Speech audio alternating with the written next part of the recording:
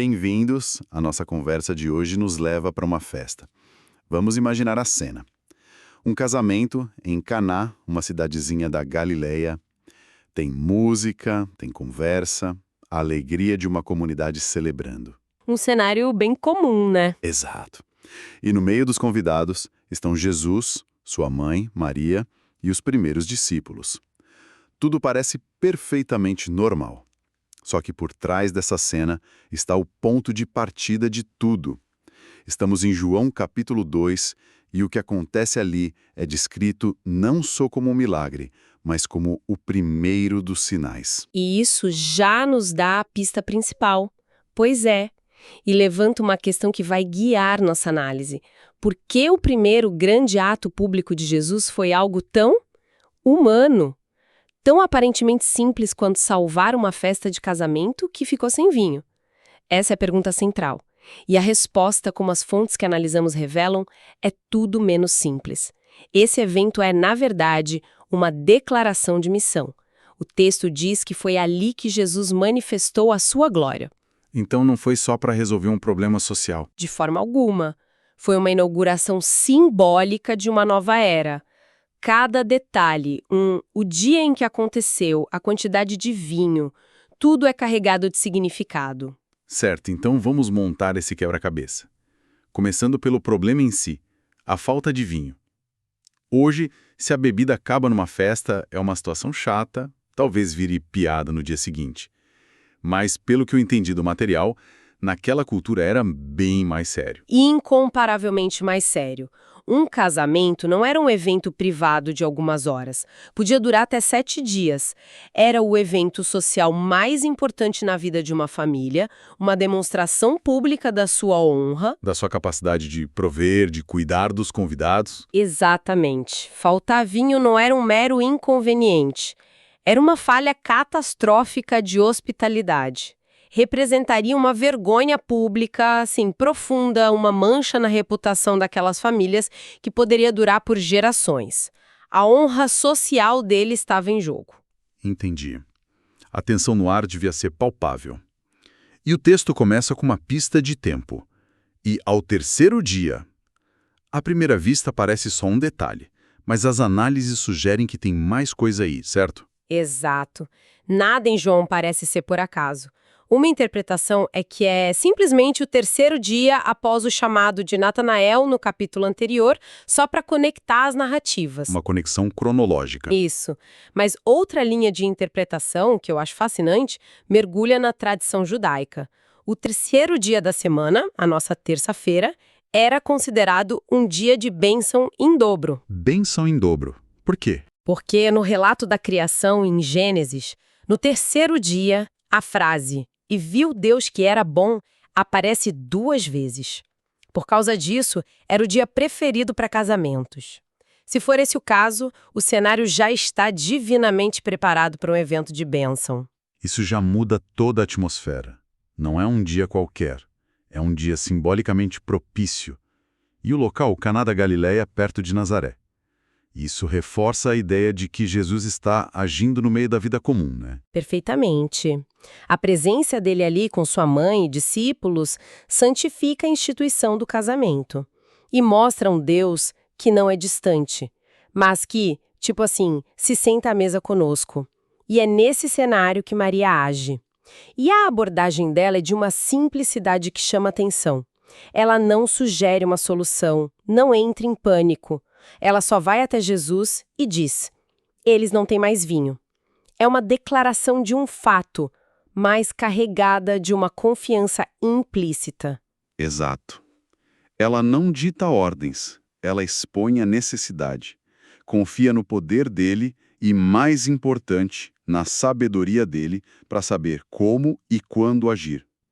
E é por isso que a resposta de Jesus pode nos chocar um pouco. Ele diz: mulher, que tenho eu contigo?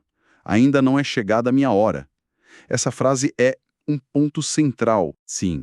Para os nossos ouvidos modernos, chamar a própria mãe de mulher e responder com "que tenho eu contigo" soa incrivelmente duro, quase desrespeitoso. Como é que as fontes nos ajudam a decifrar isso? Essa é uma das passagens mais dissecadas pelos especialistas. E o consenso é claro. A nossa sensibilidade cultural nos engana aqui. O termo mulher em grego gunai, nesse contexto, não é pejorativo. Pelo contrário, é um tratamento formal, solene. Formal. Sim, é a mesma palavra que Jesus vai usar na cruz quando a entrega aos cuidados de João. O que está acontecendo aqui é um reposicionamento de papéis. Jesus está sinalizando que, a partir de agora, com o início do ministério público, a lealdade primária dele não é mais a sua família terrena, mas a sua missão divina. Ele age segundo a vontade do Pai. Ok, isso esclarece o mulher. Mas e a expressão que tenho eu contigo?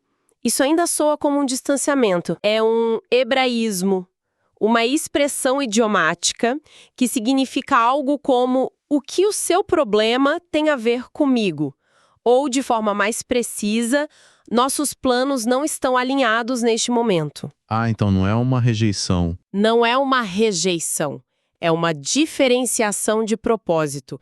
Jesus está dizendo que, embora a preocupação dela seja resolver um problema social imediato, o motivo dele para agir vai ser muito maior. Ele vai resolver o problema, mas nos termos dele e por razões divinas. O que nos leva à parte final da frase, que é um tema em todo o Evangelho de João. Ainda não é chegada a minha hora. Essa é a chave de tudo. A minha hora, em João, quase sempre aponta para o evento culminante da vida dele, a cruz e a ressurreição.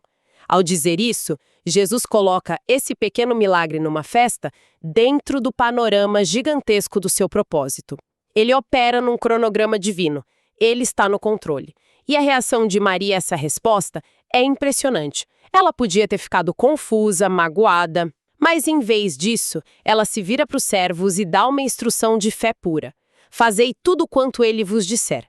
Ela entendeu que a resposta dele não era um não, era um espere e confie. Ela entendeu perfeitamente. E essa fé abre a porta para o que está por vir. E aqui, os detalhes do sinal são de uma riqueza simbólica extraordinária. Jesus manda os servos encherem de água 6 talhas de pedra. E, pelo que eu li, essas não eram jarras comuns para água de beber, o que é um detalhe crucial. Crucial é pouco. É o coração do simbolismo. As fontes enfatizam que essas talhas de pedra eram usadas especificamente para os rituais de purificação dos judeus. A pedra era vista como um material que não se contaminava ritualmente. Espera um pouco. Então a água que ele usou era dos recipientes para purificação ritual. Isso mesmo. Isso adiciona uma camada completamente nova. Não era qualquer água. Ele pegou o símbolo da purificação da antiga aliança para criar o símbolo da alegria da nova. É isso. É exatamente isso. Ele não pede vasilhas novas. Ele usa o que está lá, o sistema religioso existente, e o transforma em algo radicalmente novo e superior. A água da purificação, que limpa por fora, é transformada no vinho da alegria, que celebra por dentro. É uma imagem muito poderosa. É uma imagem da transição que ele veio trazer. E a escala disso é absurda. Não foi só um pouco de vinho para resolver o problema. A quantidade é impressionante. É extravagante. O texto fala em 2 a 3 metretes por talha. Trazendo para nossa realidade, uma metrete equivale a uns 40 litros. Estamos falando de um volume total entre 480 e 720 litros de vinho. 720 litros, isso é... Suficiente para encher umas 4 ou 5 banheiras. Não se tratava apenas de resolver a falta, mas de fazer uma declaração de abundância extravagante, de generosidade sem limites. A graça de Deus não é medida em gotas. E a qualidade também. O detalhe do mestre-sala, o organizador da festa, é quase cômico. É um toque de ironia divina. O mestre-sala, que seria o especialista, prova o vinho sem saber de onde veio e, coitado, vai dar uma bronca no noivo. Ele diz: olha, todo mundo serve o vinho bom primeiro e depois serve o inferior, mas você guardou o melhor para o final. Ele, sem saber, testemunha a superioridade do que Jesus oferece. Exato. O que Deus dá por último é sempre melhor do que o o mundo oferece primeiro. Tudo isso nos leva de volta à palavra que João usa.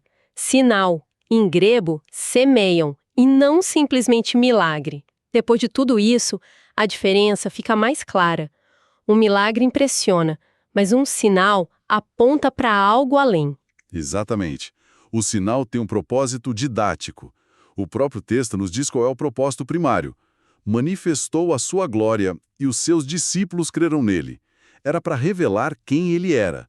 Mas os significados secundários, como já vimos, são imensos. A substituição do antigo pelo novo. A revelação do caráter generoso de Deus e a inauguração de uma era de alegria.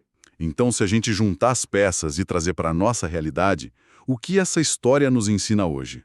Veja alguns pontos claros nas fontes. Primeiro, a atitude de Maria. Ela nos mostra como levar nossas necessidades a Deus, Sim, apresentar o problema e confiar. por maior ou menor que seja. É uma lição sobre a natureza da fé. Muitas vezes nós não apenas apresentamos o problema, mas já chegamos com uma lista de soluções. Maria só confia. O outro ponto igualmente crucial é a obediência dos servos. Ah, sim. A instrução que receberam era completamente ilógica. Completamente. Falta vinho, ok? Encham essas talhas gigantes com água e levem para o mestre-sala. Eu imagino a conversa entre eles. Ele quer que a gente faça o quê? Levar a água para o sommelier da festa? Isso não vai dar certo. Mas eles obedeceram. Eles obedeceram sem entender. E a obediência deles foi o canal através do qual o poder de Deus fluiu. As análises destacam isso como um princípio. A fé se manifesta em obediência, mesmo quando as instruções divinas parecem contraintuitivas para nossa lógica. Nossa parte é obedecer com o que temos, a água. E a parte de Deus é transformar. E, finalmente, a questão do tempo, que volta àquela frase de Jesus: ainda não é chegada a minha hora. Isso parece ser uma lição sobre paciência e soberania. É uma lição difícil para a nossa cultura do imediatismo, né? Ensina sobre o tempo soberano de Deus. A fé envolve a confiança de que Ele vai agir no momento perfeito, que pode não ser o nosso momento de urgência. A resposta de Jesus não foi uma recusa, foi uma reorientação. Exato, para o cronograma de Deus. É um convite para pararmos de olhar para o nosso relógio e começarmos a confiar no calendário dele. Resumindo, então, voltando à nossa pergunta inicial, por que salvar uma festa de casamento? Porque, como vimos, nunca foi só sobre o vinho. Foi uma peça de teatro simbólica. O casamento em Caná foi o primeiro sinal que revelou a glória de Jesus e inaugurou seu ministério, e declarou visualmente que a nova e abundante vida que ele oferecia substituiria as antigas formas rituais por algo infinitamente superior. A alegria da presença de Deus, perfeitamente colocado. A passagem estabelece um tema para todo o Evangelho de João. Jesus é a fonte da verdadeira transformação e da alegria que nunca se esgota. Onde os rituais antigos ofereciam uma limpeza externa e temporária, Cristo oferece uma celebração interna e eterna. E para encerrar, uma das fontes que analisamos nos deixa com um pensamento final que, para mim, amarra tudo de forma brilhante.